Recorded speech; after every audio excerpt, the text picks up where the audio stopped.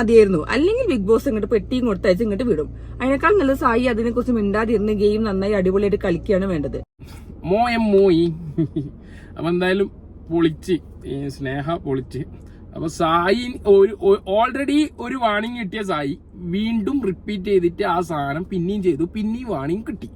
പുറത്തെ കാര്യം ഉള്ളിൽ പറയാൻ പറ്റില്ല എന്നുള്ളത് സംഭവം. ഇനി സായി വല്ലതും പ്രൂവ് ചെയ്യാനാണോ ഈ വാണിംഗ് വാങ്ങിച്ചു വിടുന്നത്? ഇപ്പം ഓൾറെഡി മറ്റേ ജാസ്മീൻ ഇടക്കിടക്ക് മൈക്ക് കഴിച്ചിട്ടുള്ള സംഭവം വാണിംഗ് ബിഗ് ബോസ് കൊടുത്തോണ്ടിരുന്നു. അപ്പൊ അതുമായിട്ട് റിലേറ്റ് ചെയ്തിട്ട് എന്തെങ്കിലും പ്രൂവ് ചെയ്യാനാണോ എന്നുള്ളതാണ് ഒരു ഡൗട്ട്.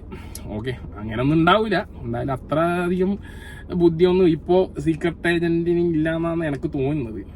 മൊത്തത്തിൽ താടിയിലൊക്കെ അങ്ങ് പോയി എന്നാ തോന്നുന്നത്. പിന്നെ ചങ്ങായി ഇപ്പോ ഈ സ്നേഹ പറഞ്ഞ മാതിരി തന്നെ ഇത് ഒരുമാതിരി കളിയായി ഇപ്പൊ കളിക്കുന്നത് ബിഗ് ബോസ്.